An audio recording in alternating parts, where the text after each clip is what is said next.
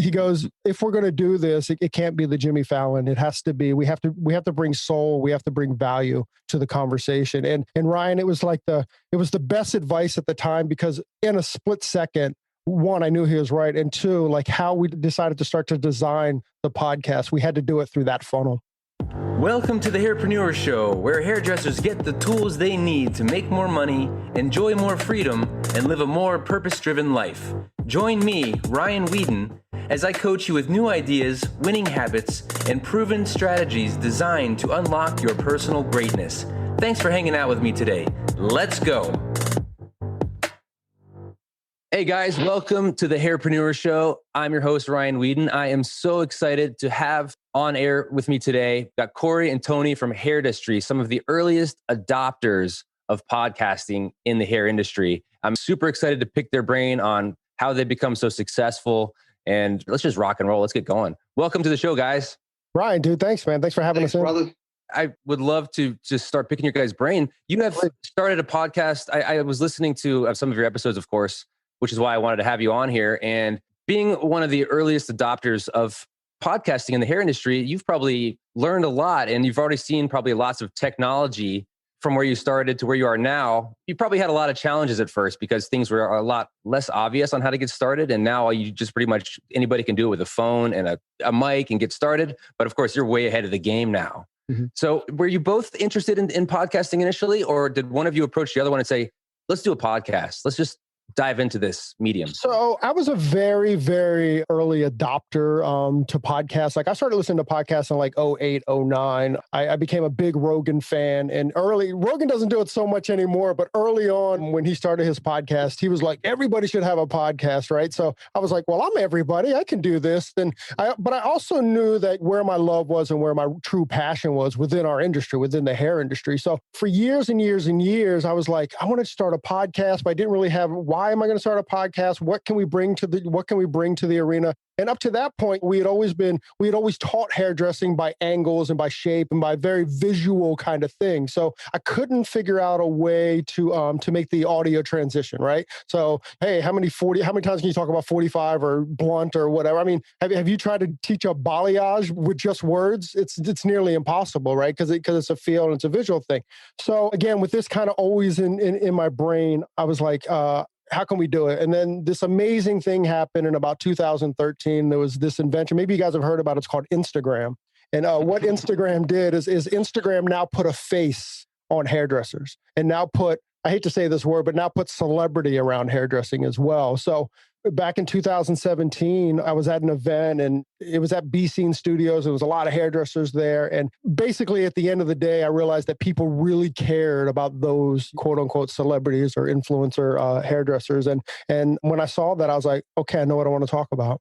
And I've told this story a couple of times on the podcast, but I went to Tony. I go, hey, Tony, and this is how I pitched it to him, Ryan. I go, Tony, I want to be the Jimmy Fallon of hairdressers. I want to introduce everybody to these hairdressing stars, yada, yada. And Tony, with his infinite wisdom, stayed quiet, which he usually does. But he goes, if we're going to do this, it can't be the Jimmy Fallon. It has to be, we have to bring soul. We have to bring value to the conversation. And Ryan, it was the best advice at the time, because in a split second, one, I knew he was right. And two, how we decided to start to design the podcast, we had to do it through that funnel.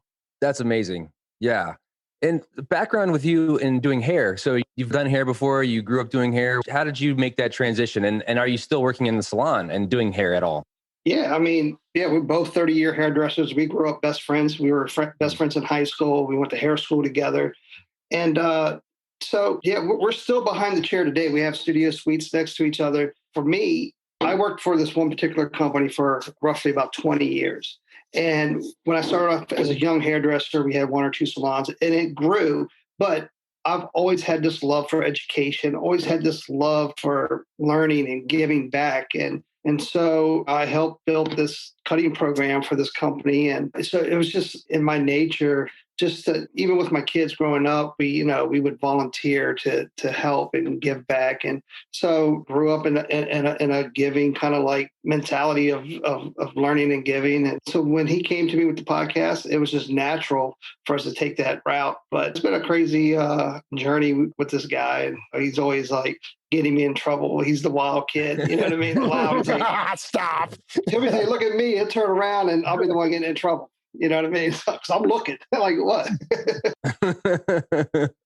Well, that's kind of the dream, man. Getting to work with your best friend, grow over the years together, do some cool stuff, and learning more about yourself too. Because when you have just your voice to really relate to somebody else, it probably translates into everything else in your life as well, right? To help you grow and scale your business, even behind the chair, because you're probably more articulate with how you have to word things, how you have to paint pictures with your words. And that's one thing when I first started my first couple of podcast episodes, I was stuttering. I just didn't know what I was doing. I was flubbing my words. I was confused. I was going on a million different tangents until I'm like, okay, I got to come up with a better system for this on how to really get across these certain points that I'm actually trying to deliver the utmost value that I can. Yeah, I mean, a couple things from that. Again, we're 30-year hairdressers. Mm-hmm. We're hairdressers to the core. This podcasting thing was not, neither one of us have ever had any kind of broadcast kind of training. We've never had any kind of like, even public speaking. I mean, I was fearful of public speaking. Like, you don't know, like early on in my career, I did my very first public speaking thing in front of 300 people, which is probably a bit to bite off. I should have done 3 people, but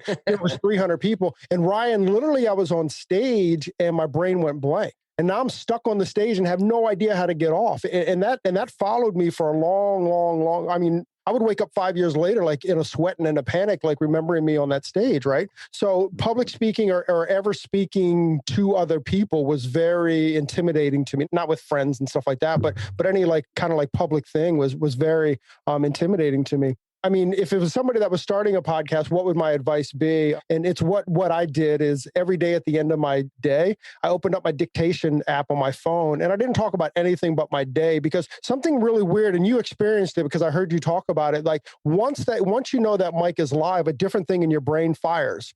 Right. And now like you're speaking in another part of your brain that we're just not used to speaking in. So I would open up my dictation app and I would just talk about the day. And it was just being able to talk into a microphone and have some kind of conversation. However, if you listen to our first couple podcasts, you're well aware that we were no experts at that. That was the best advice you gave me, Corey, is when you explained what you were doing. And so I started to do that on my drive home. Right. So you just turn it on and you start talking. But like Corey mentioned, his first couple of episodes, imagine the mic that you're sitting in front of. 2 of us are trying to talk into that thing at the same time. Because we only had one mic. We had no clue what we were doing. We were bumping heads, trying to. And then at one point I was like, my head started hurting. I'm sorry, Corey, just go ahead and take over. But you learn these things as you go. And do not let it stop you from trying. You know what I mean? Make those mistakes, learn from those mistakes or challenges and correct it and just pivot and move until you learn. But obviously, people ahead of you can make it a little easier for you. But yeah, Ryan, right. One of the things and one of the earliest discussions that we had, which I got to tell you, I think is absolutely positively why we've had any kind of traction at all, is that Tony and I knew everything that we do is going to be a mistake.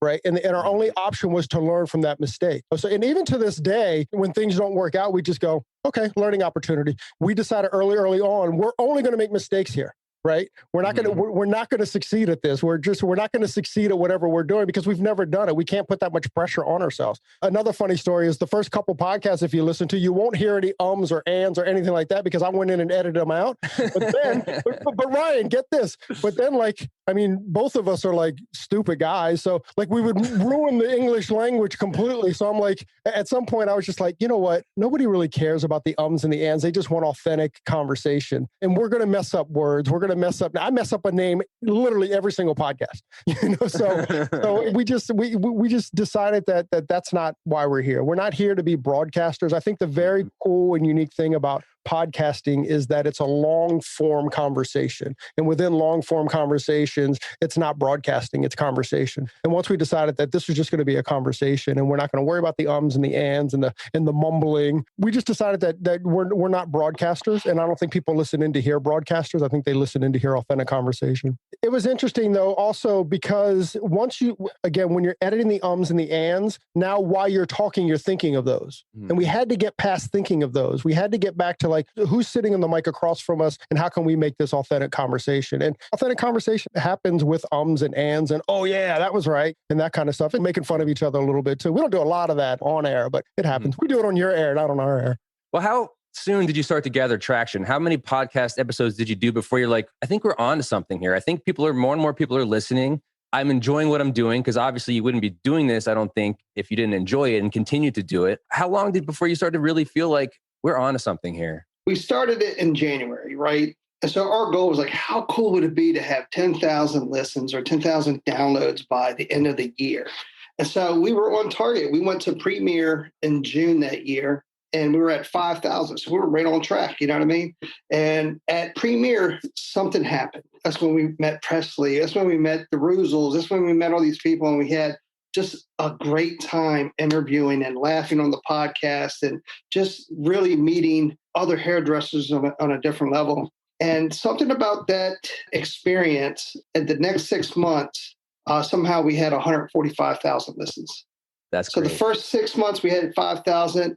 We ended the year at 150,000 downloads. And we were like in awe. We were like, you know what I mean? We were so humbled and grateful and being able to do something we love and to share with the industry. And our heart truly was about the industry. You know what I mean? It wasn't no like kind of spotlight on ourselves or anything. But that's June of that first year is when we figured out that we got something going on. That's incredible and such an accomplishment. So high fives, guys. That's really cool. For somebody like me that's just getting started, you know, I'm lucky if anybody listens. But yeah. I know that just like anything, the more you do it, consistency of positive momentum will reward. And now it's about just really trying to get myself in front of more people. And I know that one way to do it is by connecting with other people that have been doing it for a long time, learn from you guys. Maybe if I'm lucky, you guys will invite me onto your podcast and that would be cool too. And well, Ryan, here's the truth. We've invited you a couple times on the podcast and it just, for whatever reason, it hasn't worked out. You 1000% have an invitation to come and hang out with us. I mean, let's just, when we get off the air here, let's get it on the book. I mean, we are down. We're such a big fan of what you do and what you've done with like Masters of Balayage and stuff. I mean, you're definitely, man, you're down, you know. I think didn't we have, I don't know, coffee or something at DC last year, right? That was in DC, right? When we could actually see each other in real life. Exactly. We call that pre-mask. Exactly. So yeah, it's been a very fun year, right? 2020. How has this year affected you and your business? Business in podcasting or business in... I guess it just in your lives in general. Did you put more focus on your podcasting? Since you couldn't probably work behind the chair quite as much? Yeah, I mean, certainly like in March and April, we focused a lot on the podcast, but not only just because, we have time. It wasn't so much of that, but it was like, everybody is frantic. Like within 3 days of everyone getting shut down, or certainly when we got shut down, we released a podcast and the title of it was How to Save Your Business. Because at that point, everyone's like, oh my God, what are we going to do is shut down? You know, so we brought some coaches on from Summit that kind of talked us through like how to do that. And then from there, we just did for, I don't know, it seems like 6 weeks or so, we just did COVID podcast after COVID podcast after COVID podcast. So for the podcast, it was really good, but we thought we were bringing some value to our community. We thought like, okay, where's everybody's stress point now? Can we create content around that? And can we help people out with it? Mm-hmm. So, you know, so for the podcast, it was awesome and amazing. Tony and I talk about it all the time. I think 45 to 50% of our clients have come back. So,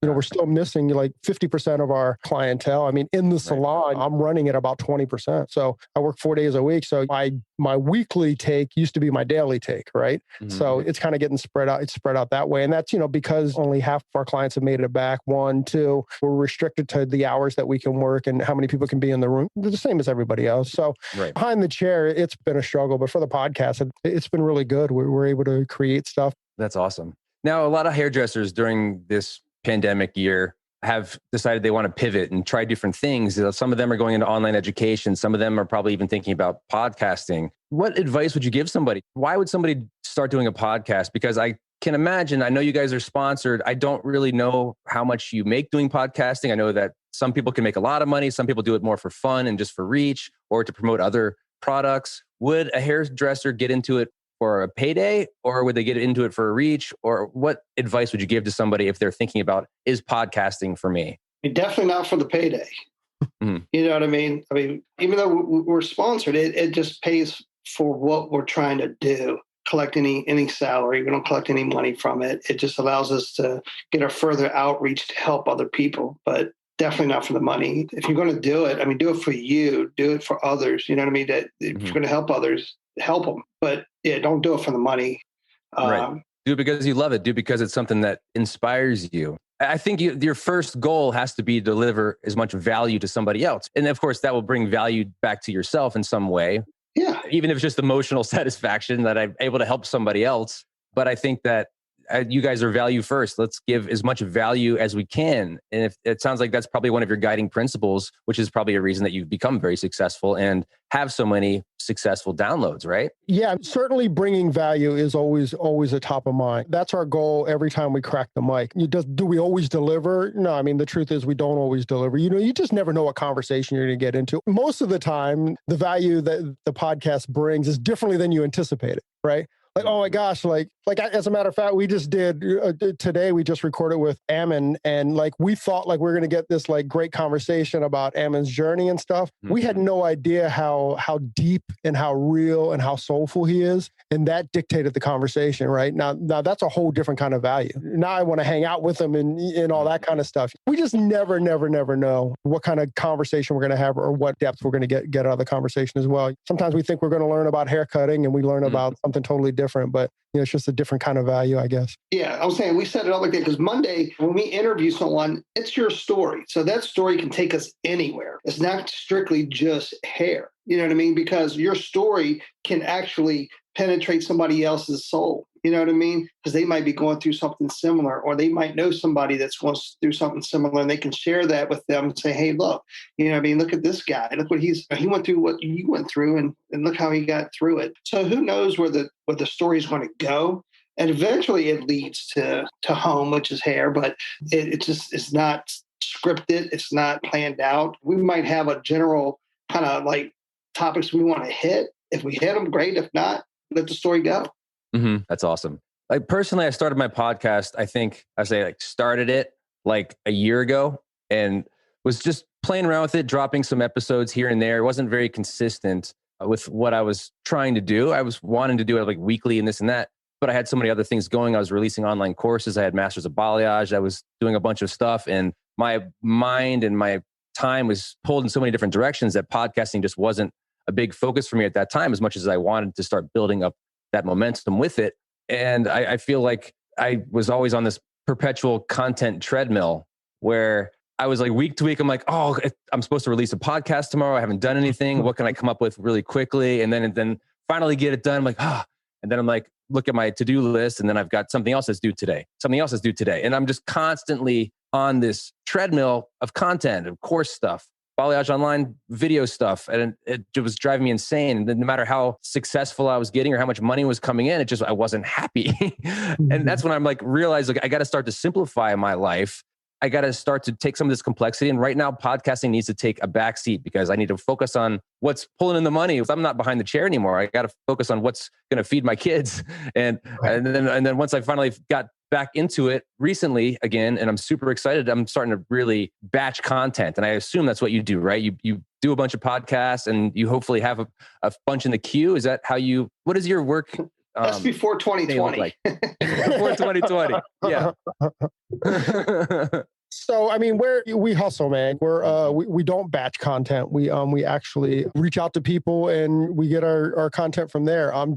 That's what we loved about the shows though, because during the shows we could get 8-10 episodes per weekend, which now that gives us 2.5 months worth of content. You know, with the shows we've been scrambling a little bit this year, and we're kind of like record one, release one, record one, release one, and kind of leaves us vulnerable because we actually we had a really good pace. We had a really good pace a couple months ago, and then then just like a couple things happened, like people didn't show up. Not that they didn't show up, it was a no-show kind of situation, but people had to reschedule or we had to move stuff around, and now we're like struggling for content. So, I mean, as we speak right now, we almost have no content. We're like week to week kind of thing, which makes me kind of uncomfortable. But you know, right now that's just the way that it is. So maybe we'll get you on quicker than you think, Ryan. That sounds great.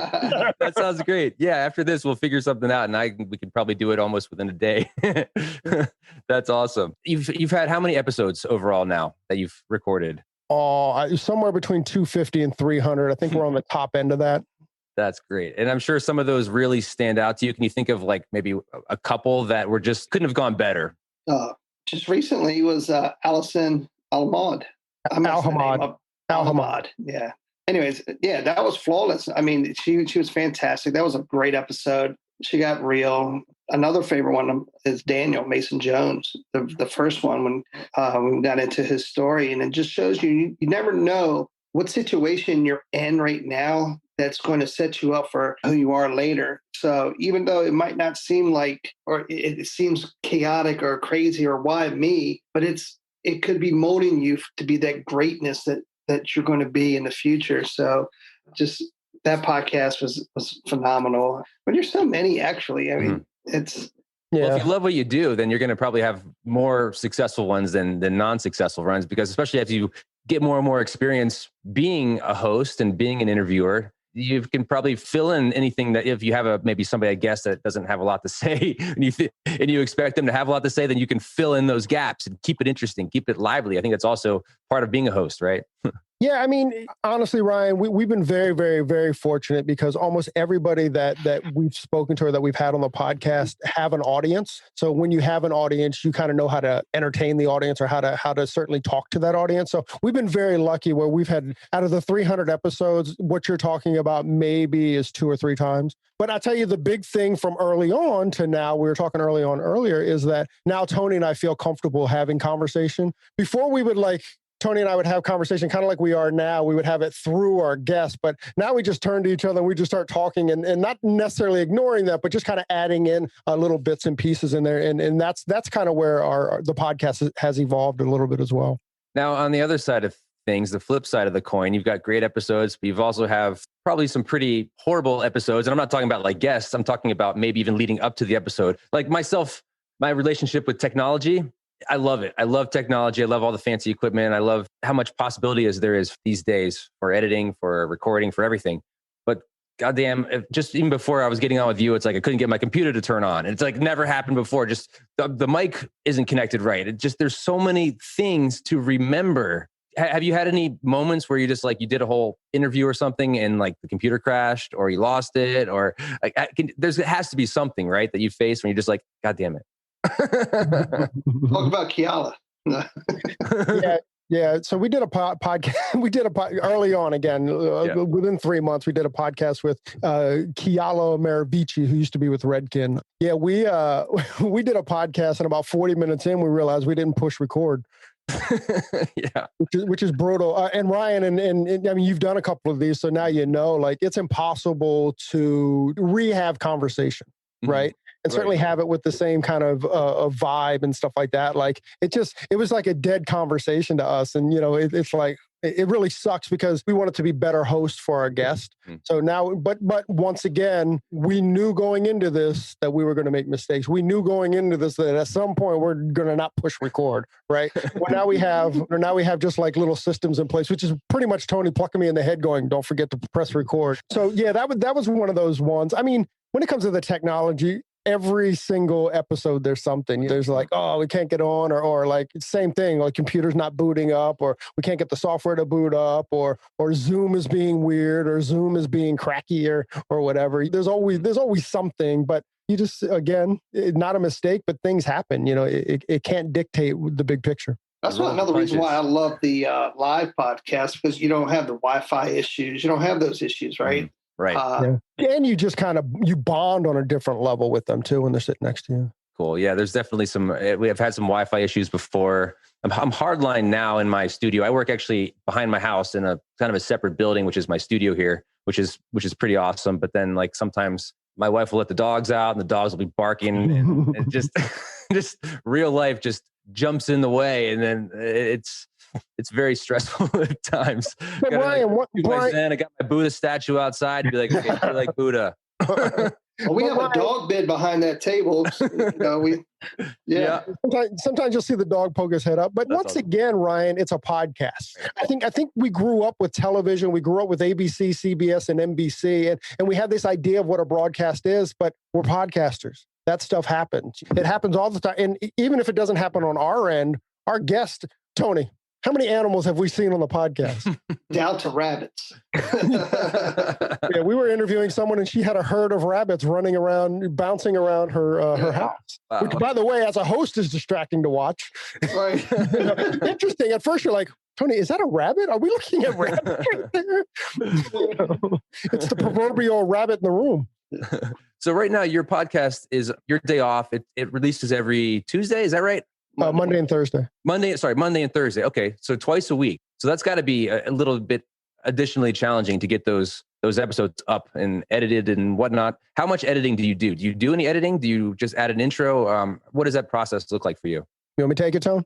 Yeah, of course. Okay. Of course. So literally until I don't know, 4 weeks ago, I was doing all the editing, and it's a task. It was like each hour-long episode was taking me, 3 to 4 hours to edit, because we also edited off of video and stuff because we released some of the video as well. But just about 3 or 4 weeks ago, we hired an editor, I got to tell you, we couldn't have hired an editor at a more perfect time, because we had one of those like podcast episodes where we're like, oh no, I don't know if we can. It was a tough one. It was a tough one. And immediately we call our editor and we're like, I'm glad you're on, because you're going to have to take over this. And she did a superb time. As a matter of fact, somebody reached out to me and said, that's the best podcast you guys have ever done. And Tony and I were going like, oh man, is anybody going to want to listen to this podcast? But even on that note, and this is directed right to you, Ryan, if you're doing your own editing, when you're in a tough situation like that, it's hard to edit without your ego. Right? You're there behind the mic. It's hard to make those hard edits. I am so grateful that when we had that tough podcast that we had an editor that just could take it over. And she was like, okay, there's a lot of fat here. And like, she was like, okay, took this out. She actually ended up shaving about 30 minutes off the podcast, which needed to go. You know what I mean? And she was able to like rearrange kind of stuff. So it made sense. So chronologically, it made sense. But I knew that there's no way that if I had to do that edit that I would have gotten it there. It's impossible to do without ego, without kind of, whatever. And not ego in a negative kind of sense, but you don't hear it the same way. I don't hear it as a listener. I hear it as a broadcaster. Not as a broadcaster. Yeah, it's hard to cut yourself out of something. It's almost like you're limiting your part. But if it is not part of the actual entertainment value or value proposition of what you're doing in the podcast, then it doesn't need to be there, because you're going to do another one. You can go back to something like that. Yeah, when Corey was doing all the editing, he didn't cut himself; he just cut me. So it was your ego, actually. Right. I was like, I'll listen back to. I was like, wow, I didn't talk much in this podcast. Ryan. What's interesting is Tony brought that up, but and maybe it's because of our friendship for so many years or whatever. But there are episodes where, mainly I do all the talking. I will admit that, but there are times where like Tony's feeling the vibe a little bit more than me, or he's feeling the guests a little bit more than me, and he'll take over the podcast, and then vice versa. So, and then whenever Tony wants to talk, I give it whatever, have at it. But that's been really nice too, having a partner too. Because the worst thing in a podcast you can do is just go silent and go, I don't know where we're going, which also, that was also an early learn for us. You want to listen to some music? Exactly. What are you binging on Netflix right now? Yeah. Pretty much. Well, I want to wrap this up because I would definitely want to do this again in the future. There's just so much to talk with you guys about. What does your future look like right now? You set goals when you initially started your podcasting? I'm sure you've set goals and milestones along the way. Do you have any big milestones, big goals now that you're looking forward to crushing? Actually, it's funny that you bring up milestones. We just reached a milestone a few months ago, and And we've asked some of our friends and stuff to, I got to be a little careful about what I say, Ryan, because we want to make sure that the timing is right on it. Right, sure. But through our friendships through the industry, we've put together the ultimate stylist kit. So if that we plan on as a milestone and as a thank you for listening to the podcast, we're going to give that away to one person. But it includes some really amazing stuff. If you were to ever redo your stylist kit, this is the one. It's over $5,000 worth of equipment. So should I just send you my address after the podcast? You will be eligible, Ryan. You will be eligible. Yeah, like we've got a shear company, we've got tools companies, we've got clipper companies, we've got a lot of people involved, and it's like it's the mama jama, man. It's the big deal. It's a huge package, and we're going to give that away to one person. I'm thinking, Tony, where are we at? Like early December or something. We're going to start promoting that, and yep. we want to be able to give it away after Christmas, just to kind of like, again, to say thank you, to set one person up for the 2021.